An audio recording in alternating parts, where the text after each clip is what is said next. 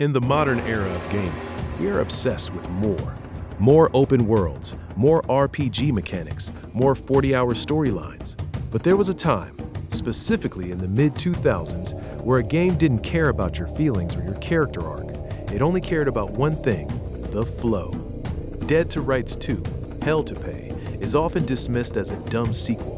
But I'm here to argue that it is actually a forgotten masterpiece of pure, distilled action.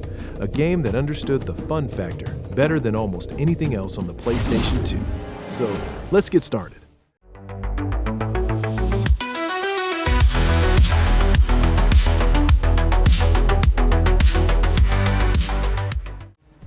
The philosophy of the meat. The first Dead to Rights was a variety show. It had dancing minigames, lockpicking, and stealth. It was great, but it was messy. Dead to Rights 2 did something brave. It cut the fat. It realized that the meat of the franchise was Jack Slate, a dog named Shadow, and a room full of bad guys. By stripping away the distractions, Namco created one of the most rhythmic combat loops in gaming history.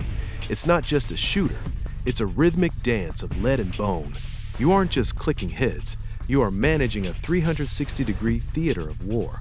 Why it's a masterpiece, the mechanics. Why does this game deserve masterpiece status? 3 reasons. The interconnectivity. You shoot a gun until it's empty. You throw the empty gun at a guy's face to stun him. You sprint toward him, perform a cinematic disarm to take his gun, and use him as a human shield. It's a seamless loop that modern games still struggle to replicate. The Shadow mechanic. Shadow wasn't just a gimmick, he was a strategic resource. In an era where AI companions were usually a burden, Shadow was an elite weapon. He was the co-op partner for people who didn't have friends, the John Woo aesthetic. Long before Max Payne 3 perfected the cinematic dive, Dead to Rights 2 was giving us Hollywood-level choreography in real time.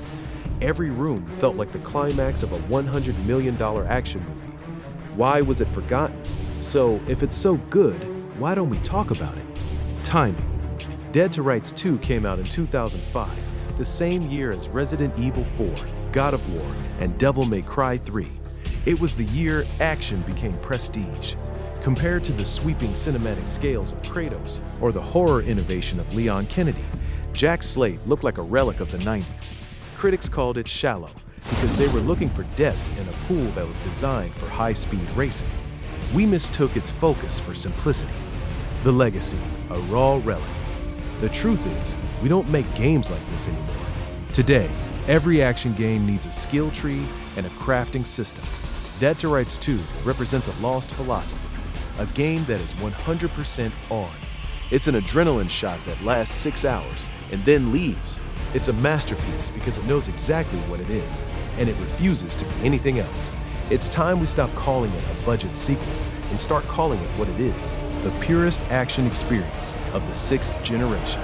So, if you want to feel like an unstoppable force, if you want to remember what it felt like when games were just about the crunch, go find a copy of Hell to Pay. Just bring some extra ammo. Shadow's hungry. Keep gaming, and he'll see you in the next one. Peace.